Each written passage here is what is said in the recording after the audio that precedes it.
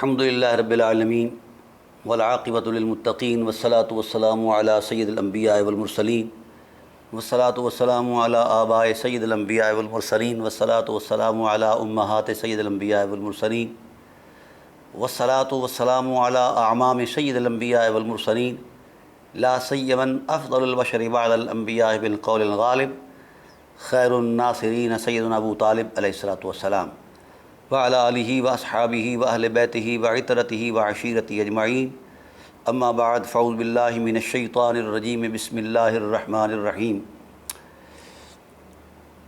انما یرید اللہ لیذہب عنکم الرجس اہل البیت ویطہرکم تطہیرا صدق اللہ مولانا العظیم وبلغنا رسولہ النبی العظیم الرؤوف الرحیم ان اللہ وملائکتہ یصلون علی النبی یا ایہا الذین آمنوا صلوا علیہ وسلموا تسلیما اللہم صلی علی محمد وعلی آل محمد کما صلیت علی ابراہیم وعلی آل ابراہیم انک حمید مجید اللہم بارک علی محمد وعلی آل محمد کما بارکت علی ابراہیم وعلی آل ابراہیم انک حمید مجید الصلاۃ والسلام علیک یا سیدی یا رسول اللہ وعلی آلک واصحابک یا سیدی یا حبیب اللہ۔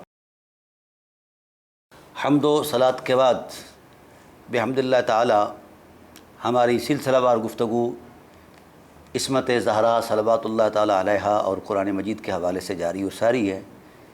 یہ بات ناظرین کے لیے اور سامعین کے لیے بڑی خوش آئند ہوگی کہ بحمد اللہ تعالی فقیر نے 450 صفحات پر عصمت زہرا اور قرآن عظیم کے ٹائٹل پر ایک کتاب بھی لکھ دی ہے الحمدللہ تعالی۔ وہ بہت جلد انشاءاللہ العزیز آپ کے ہاتھوں میں ہوگی اور آپ اپنے آپ کو تیار رکھیں۔ جس وقت آپ اسے پڑھیں گے تو انشاءاللہ آپ کو سیدہ کائنات صلوات اللہ تعالی علیہا کی حرمت اور عصمت کا اندازہ ہوگا۔ آج کی اس گفتگو میں عرض یہ کرنا چاہتا ہوں کہ جس عصمت کا معاملہ ہمارے ہاں مختلف فی ہے وہ عصمت مرتبہ زہرا سے بہت چھوٹی ہے۔ جس چیز کو ہم خیال کرتے ہیں کہ یہ عصمت ہے، ہمارے خیالوں کی تنگنائیاں مقام زہرا تک نہیں پہنچ سکتی۔ ہم خیال کی دنیا میں رہتے ہیں، وہ رب ذوالجلال کے حضور عظمت میں رہتے ہیں۔ بس اتنا فرق ضرور سمجھنا چاہیے، خیال خیال ہوتا ہے اور خدائے ذوالجلال کا معاملہ پھر وہی جانے یا اس کا رسول جانے۔ یہ وہ نفوس قدسیہ ہیں جن پر اللہ درود پڑھتا ہے، فرشتے درود پڑھتے ہیں، پوری امت پابند ہے کہ وہ درود پڑھے۔ ہر نماز کے اندر، ہر شفع کے اندر درود موجود ہے۔ اس وقت تک کسی نمازی کی نماز ہے ہی نہیں جب تک کہ وہ سیدہ زہرا کی دہلیز پر عقیدت کا اظہار نہیں کرتا۔ میرے رسول کا ارشاد ہے، من صلی صلاۃً کاملۃً ولم یصلی علی وعلی اہل بیتی لم تقبل الصلاۃ لم تقبل الصلاۃ لم تقبل الصلاۃ۔ یہ نبوی الفاظ ہیں اور غالباً اہل سنت کے تمام کتب احادیث کے اندر یہ موجود ہے، اور اس وقت جو میرے پاس ریکارڈ کے طور پر موجود ہے وہ 60 سے زائد کتب ہیں۔ ان 60 سے زائد کتب جو احادیث پر مشتمل ہیں، ان کتب کے حوالے سے یہ کتاب، یہ روایت جو ہے میں نے آپ کو سنائی ہے کہ حضور سید عالم صلی اللہ علیہ وآلہ وسلم نے ارشاد فرمایا کہ جس نے بڑے پیار کی نماز پڑھی، بلکہ ایک روایت میں یہ ہے کہ من صلی صفن بین الرکن والمقام، جس نے صف باندھ کر مقام ابراہیم اور حجر اسود یا رکن یمانی کے درمیان قرب حضور کعبہ میں کھڑے ہو کر حضور صمدیت الہی میں نماز پڑھی، اور اس نماز میں مجھ پر، میری اہل بیت پر درود نہیں ہے، لم تقبل الصلاۃ۔ یہ نبوت کا فیصلہ ہے، مولوی کا نہیں ہے، کہ اس کی نماز ہے ہی نہیں، اس کی نماز قبول ہی نہیں۔ اس کے منہ پر ماری جاتی ہے ایسی نماز، جس نماز میں زہرا کا تقدس نہیں ہے وہ نماز منہ پر ماری جاتی ہے۔ اور جس ذات کو ہماری نماز میں شامل عظمت کر دیا گیا ہے، جس پر درود پڑھنا واجب قرار دیا گیا ہے، اس کی عصمت کو کوئی بیٹھ کر اپنے حجرے ساز دین کے تصور میں چیلنج کرے، یہ کیسے ہو سکتا ہے؟ نہ کوئی کر سکتا ہے، نہ ہم کرنے دیں گے اللہ کے فضل و احسان سے۔ تاہم ہماری گفتگو جو چل رہی تھی کہ عصمت کی اہل سنت کے ہاں تعریف کیا ہے، وضع کیا ہے۔ عصمت کی لغوی تعریف یہ کرتے ہیں، العصمہ المنع والعاصم المانع الحالم الحامی والاحتسام الامساک بالشیء۔ عصمت کا معنی ہے خود کو روک لینا، محفوظ رکھنا۔ عاصم کا معنی ہے محفوظ رکھنے والا، حمایت کرنے والا۔ اور احتسام کا معنی ہے کسی شے کو مضبوطی سے پکڑنا، باز رکھنا۔ امساک کا معنی ہے روک لینا۔ یہ علامہ ابن اسیر جزری کے مطابق ہے۔ اور اگلی تعریف جو ہے یہ علامہ ابن منظور افریقی صاحب لسان العرب کے مطابق، العصمۃ فی الکلام العربی المنع و عصمۃ اللہ عبدہ ان یعصمہ مما یوبقہ۔ عصمت کلام عرب میں روکنا، محفوظ رکھنا، اور جب اللہ تعالیٰ کی عصمت بندے سے تعلق ہو جائے تو اس کا معنی ہے بندے کو اللہ ہلاک کرنے والی چیزوں سے بچا لیتا ہے۔ امام زجاج یہ کہتے ہیں العصمہ الحبل، رسی، اس کو بھی مضبوطی کے معنی میں لیا گیا ہے۔ اور امام مناوی کہتے ہیں العصمۃ ملکۃ اجتناب المعاصی مع التمکن فیہا۔ امام مناوی اہل سنت کے بہت بڑے مقتدر امام ہیں، وہ کہتے ہیں کہ قدرت گناہ کے باوجود گناہ نہ کرنا یہ عصمت ہے۔ امام راغب اصفہانی نے لغوی اعتبار سے اس کا یہ معنی کیا، عصمت الانبیاء حافظہ ایاہم اولا بما خصہم بہ من صفاء الجوہر ثم بما اولا ہم من الفضائل الجسمیت والنفسیت ثم بالنصرت وبتثبیت اقدامہم ثم بانزال السکینۃ علیہم وبحفظ قلوبہم وبالتوفیق۔ عصمت انبیاء کا معنی یہ ہے کہ پہلے انبیاء علیہ السلام کی ذوات قدسیہ کی خصوصیات کی حفاظت کرنا، پھر ان کے جسمانی اور روحانی فضائل کی حفاظت کرنا، پھر ان کی مدد کرنا، پھر ان کو ثابت قدم رکھنا، پھر ان پر سکینہ نازل کرنا، ان کے دلوں کو محفوظ رکھنا، ان کو توفیق بخشنا۔ یہ لغوی تحقیق تھی۔ اب ہمارے علماء اہل سنت کے ہاں جو اس کی اصطلاحی تعریف ہے وہ یہ ہے، علامہ تفتازانی لکھتے ہیں وہ حقیقت العصمت اللہ یخلق اللہ تعالی فی العبد الذنب مع بقاء قدرتہ و اختیارہ۔ وہ کہتے ہیں کہ عصمت کی حقیقت یہ ہے کہ اللہ اپنے بندے میں ذنب یعنی گناہ پیدا ہی نہ کرے، حالانکہ اس کے پاس قدرت گناہ اور اختیار موجود ہو، پھر بھی گناہ نہ کرے۔ هذا المعنى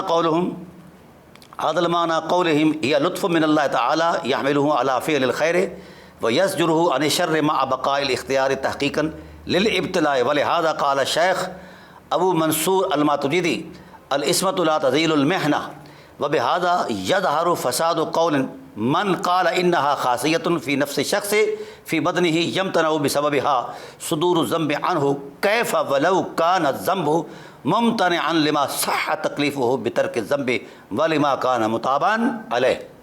یہ تعریف ہے علامہ تفتازانی علیہ الرحمٰ نے۔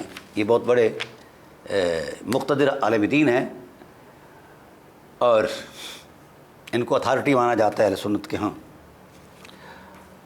کچھ عصبیت ترازوں نے ان پر قدغن لگائی ہے، جو بھی لگائی ہے اس پر دلیل نہیں کسی کے پاس۔ اصل میں قیامت خیز معاملہ یہ ہے کہ جب اہل علم کے پاس دلائل ختم ہوتے ہیں تو پھر وہ الجھنے پر آ جاتے ہیں، جھگڑنے پر آ جاتے ہیں۔ میں معاصر اہل علم سے گزارش کروں گا کہ روشنیوں کا دور ہے، شعور و آگہی موجود ہے، اب ایسا نہیں چلے گا۔ ہم یہ کہتے ہیں، ہم کیا ہوئے بھائی؟ اللہ کیا فرماتا ہے، رسول کیا فرماتے ہیں، اہل بیت کیا فرماتے ہیں، یہ چلے گا، اب اور کچھ نہیں چلے گا۔ نہ ہم چلنے دیں گے اللہ کے بدل سے، یا جن کی میرے رسول صلی اللہ علیہ وسلم نے تربیت فرمائی ہے وہ کیا فرماتے ہیں۔ اب عصمت کی حقیقت پر انہوں نے کہا کہ اللہ تعالیٰ اس بندے پر فضل فرمایا کہ اس میں عصمت یہ ہے، عصمت کی حقیقت یہ ہے کہ اللہ تعالیٰ بندہ میں اس کی قدرت اور اختیار کے باوجود گناہ پیدا نہ کرے۔ اسی کے قریب قریب یہ تعریف ہے، عصمت اللہ کا لطف ہے جو بندہ کو اچھے کاموں پر ابھارتا ہے اور برے کاموں سے روکتا ہے، باوجود اس کے کہ بندہ کو گناہ پر اختیار ہوتا ہے تاکہ بندہ کا مکلف ہونا صحیح رہے۔ شیخ ابو منصور ماتریدی علیہ الرحمہ نے فرمایا عصمت مکلف ہونے کو ظاہر نہیں کرتی۔ ان کی تعریفوں سے ان لوگوں کا کہ قول کا فساد بھی ظاہر ہوگا جو یہ کہتے ہیں کہ عصمت نفس انسان یا اس کے بدن میں ایسی خاصیت ہے جس کی وجہ سے گناہ کا صدور محال ہو جاتا ہے۔ یہ غالباً بات تشیع کی طرف یہ منسوب ہے یہ قول۔ بہرحال علماء تشیع ہوں یا تسنن ہوں، ہر ایک نے اپنے وضعی علم کے مطابق اپنے خیال کی دنیا میں یہ بات کہی ہے۔ میں گزارش کرتا ہوں اس وقت کے تشیع اہل علم سے اور تسنن اہل علم سے کہ آپ ضرور اپنے علمی اکابر کا احترام کریں، مگر ان کی فکر کو حتمی قطعی اور یقینی نہ جانیں۔ ہاں، جس فکر کے پیچھے قرآن کی روشن حقیقت موجود ہے، میرے رسول کے تبسم کی خیرات موجود ہے، اہل بیت نبوت کی تائید موجود ہے، وہ حقیقت ہے، وہ ہر لحاظ سے حقیقت ہے۔ اور جو ذاتی اختراعی معاملات ہوں، چونکہ ساری تعریفات جب سب کچھ جو ہے یہ استقراء پر ہے، اور استقراء خود ظنی چیز ہے۔ جو چیز بذات خود ظنی ہو ہم اس پر قطعیت کے اعتبار سے یقین کیسے کریں بھائی؟ قطعی حقیقت کے لیے قطعی دلیل کی ضرورت ہے، ظنی نہیں چلے گی۔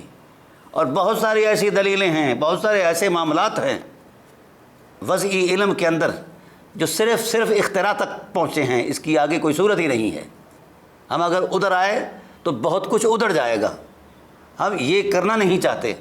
ہم چاہتے ہیں کہ قرآن کی سادہ عظمت پر یقین کیا جائے، میرے رسول کی سادہ رسالت کی روشنی میں اترا جائے، اور جہاں جہاں جس لفظ کو جس انداز میں خدا اور رسول نے بیان فرمایا اس کو وہیں اسی کے معنی اور مصداق میں یقین کیا جائے، اپنی طرف سے خیال آرائی نہ کی جائے۔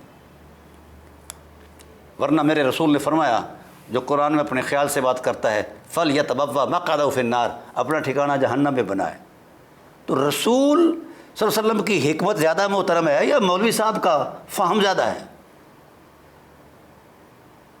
بہرحال استنادی صورت جو ہے وہ یہی ہے کہ ہم دیانت علمی میں اس بات پر یقین کریں، اگر روایت ہے تو اس کی سند کا تقدس دیکھیں، اگر آیت ہے تو اس کی دلالت دیکھیں۔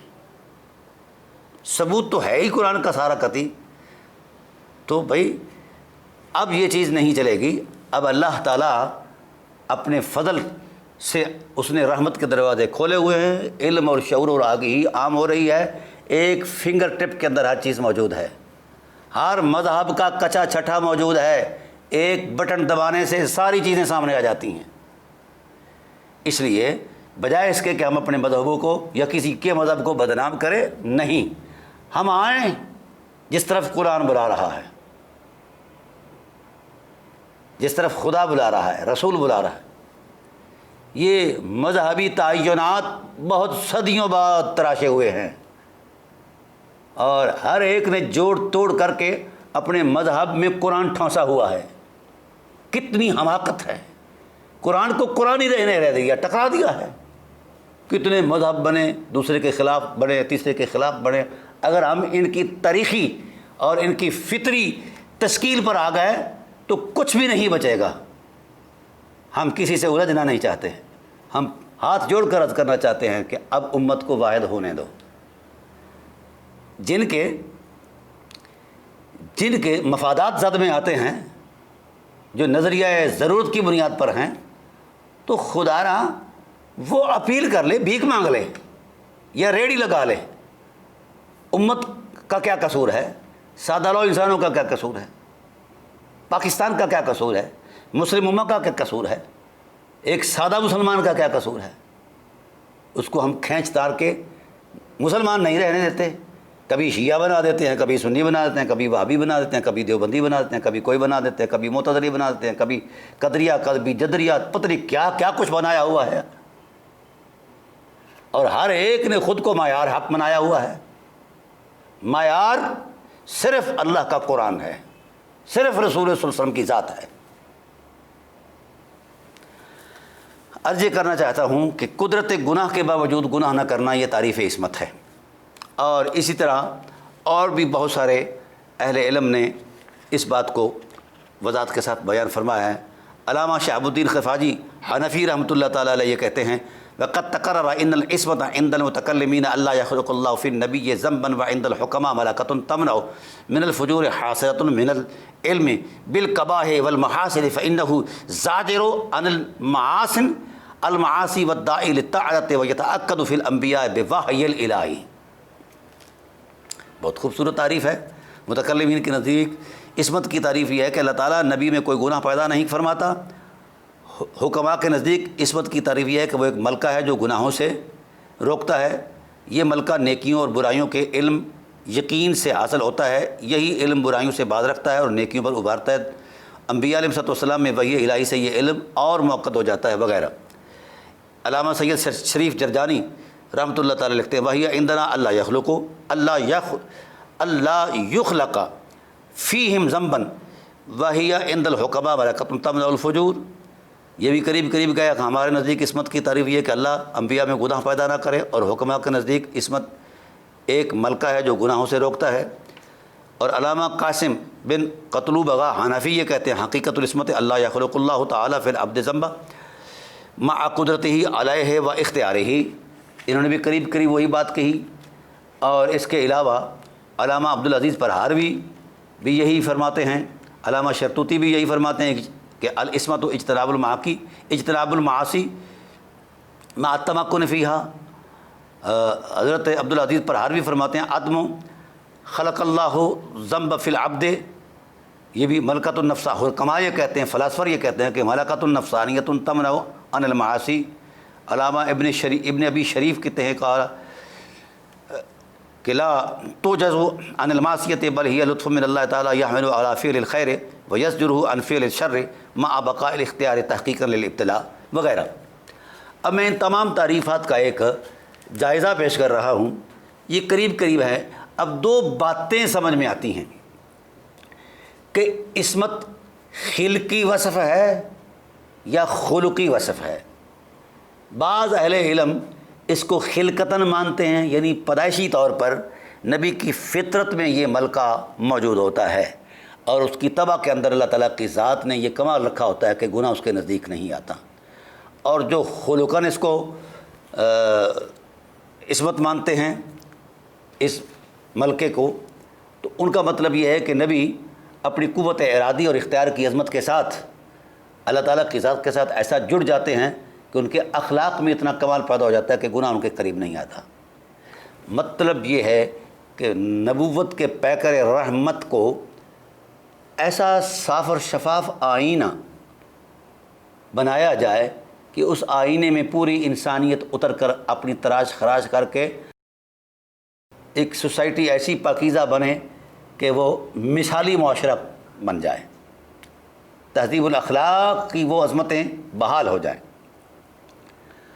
اب عصمت خلقتاً ہو یا خلقاً ہو، اب ان دونوں اعتبارات میں جو خاص امتیاز ہے وہ یہ ہے کہ اگر خلقتاً مانی جائے تو پھر انبیاء علیہ السلام کی جو اولو العزمی پامردی اور استقامت کی عظمت ہے، وہ اہل علم دوسرے کہتے ہیں کہ یہ متاثر ہو جائے کہ اس پر جو ملنے والا ثواب ہے اس سے انبیاء علیہ السلام محروم رہ جائیں گے۔ اور جو خلقاً مانتے ہیں کہ انبیاء علیہ السلام وحی کے نور کے حوالے سے ان کے اخلاق کی عظمت اتنی ہوتی ہے کہ ان کے اندر قدرت گناہ بھی موجود ہوتی ہے اور ارادہ گناہ اور اختیار گناہ بھی موجود ہوتا ہے، مگر پھر بھی وہ گناہ نہیں کرتے، کیونکہ وہ ملکہ جو ہے وہ اللہ تعالیٰ کی رحمت سے ان کو نیکی کی طرف ابھارتا ہے اور بدی سے روکتا ہے وغیرہ وغیرہ۔ عصمت خلقتاً مفہوم ہو یا خلقاً مفہوم ہو، مراد ایک ہی ہے کہ نبی کا تقدس وجود عنصری اتنا پاکیزہ ہوتا ہے کہ لوگوں کے لیے وہ اسوہ ہوتا ہے۔